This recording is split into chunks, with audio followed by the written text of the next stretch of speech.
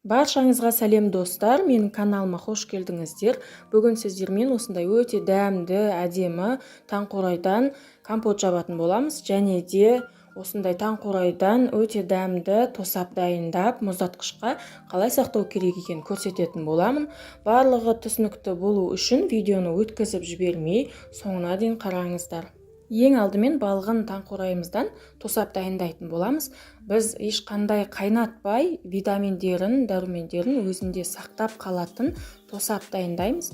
Менде бұл жерде 2 кг шекер мен 2 кг таңқурайды жақсылап картоп езгішпен езіп аламын. Содан соң шекерімізді салып, жақсылап шекермен қосып араластырып езетін боламыз жақсылап. Ең күшті табиғи консервант тұз бен шекер болғандықтан тосапқа шекер қосатын боламыз.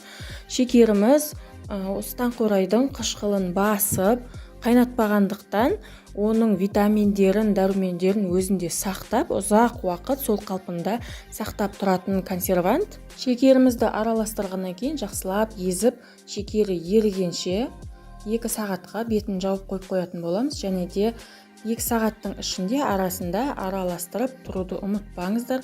Шекері жақсылап еріген соң ғана пластик ыдыстарға құйып қоятын боламыз. 2 сағаттың ішінде таңқурайыңыз ашып кетпейді, ешқандай уайымдамаңыздар. Оны көлеңке жерге қойғаныңыз абзал, немесе тоңазытқышқа қойсаңыз да болады. Маған өзіме ыңғайлы болсын деп осындай қақпағы ашылып жабылатын арнайы пластик ыдыстарға құйып мұздатқышқа салып қоятын боламын. Сондай-ақ менің каналымда қайнатылмай жасалатын, тоңазытқышта сақтауға болатын таңқурайдан тосаптың банкіде ұзақ уақыт сақтау әдісі бар.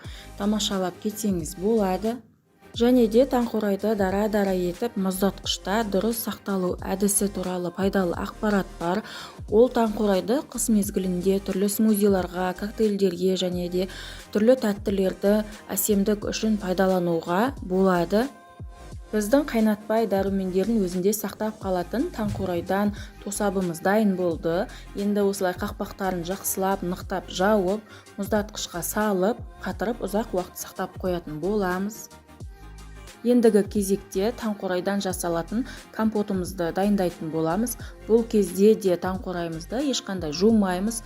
Алдын ала стерилденген банкілерімізге шамамен 400 грамдай таңқурайымызды саламыз. Және де 2 литр банкіге 300 грамдай шекерімізді саламыз. Өз қалауыңыз бойынша дәміне қарай лимон, апельсин немесе жалбыз қоссаңыз да болады. Барлығын салып болғаннан кейін осылай қайнаған су құйып, алдын ала стерилденген қақпағымызды бұрап жауып сақтайтын боламыз. Банкаңызда жауып болғаннан кейін кішкене жатқызып, шекерін еріту үшін кішкене аунатып, содан кейін ғана төңкеріп қойған дұрыс. Болмаса шекері қатып, банкаңыз атылып кетуі мүмкін.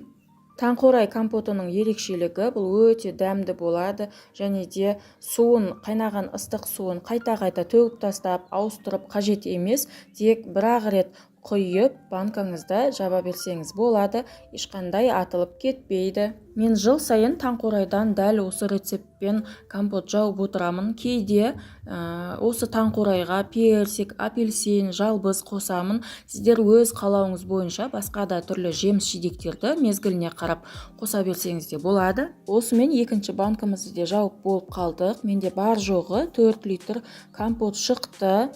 Егер сіздерге осы рецепттер ұнаған болса, лайк басып және де комментарийға түрлі смайликтерді қалдырып кетіңіздер. Және де өзіңіздің рецепттеріңізді жазып кетсеңіздер де болады.